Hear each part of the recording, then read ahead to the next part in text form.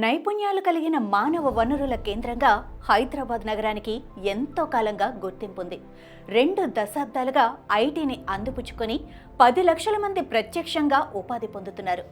ఒకప్పుడు దశాబ్దాల పాటు నిలకడగా ఉన్న సాంకేతికతలు ఇప్పుడు వేగంగా మారుతున్నాయి. అందుకు తగ్గట్టుగా నైపుణ్యాలు పెంచుకోవటంలో యువత కొంత వెనకబడుతోంది. హైదరాబాద్ సాఫ్ట్వేర్ ఎంటర్ప్రైజెస్ అసోసియేషన్ KPMGతో కలిసి ఇటీవల విడుదల చేసిన నివేదిక ఇదే స్పష్టం చేస్తోంది. నూతన నైపుణ్యాల అవసరం పెరుగుతోందని అనేక సంస్థలు కూడా నొక్కి చెబుతున్నాయి.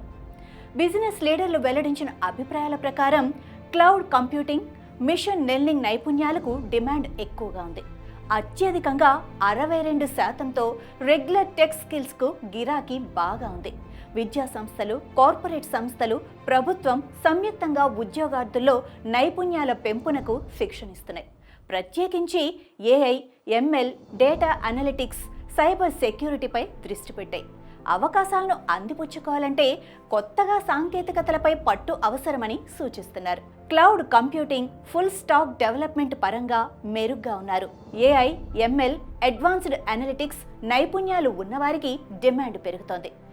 వీరికి మధ్య సీనియర్ లెవెల్స్లో అవకాశాలు వేగంగా లభిస్తున్నాయి. తక్కువ, ఒక మోస్తారు నైపుణ్యాలకే పరిమితమైన వారు 74% ఉన్నారు. ప్రాబ్లమ్ సాల్వింగ్, అడ్వాన్స్డ్ అనలిటికల్ పరంగా మెరుగుపడాల్సి ఉంది. అధిక నైపుణ్యాలు కలిగిన వారు 50% కంటే తక్కువే ఉన్నారు.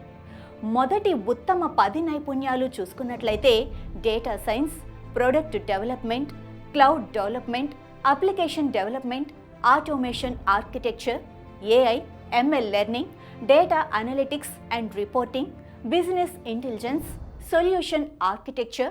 ఇక కొత్తగా ఉద్భవిస్తున్న రంగాలు చూసినట్లయితే కృత్రిమ మేధ అనగా AI, solution architecture, cloud development, business intelligence, data science, generative AI. యువత అందులో ఆసక్తి కనబరిస్తే మరిన్ని ఉన్నత శిఖరాలకు చేరుకునే అవకాశం ఉంటుంది.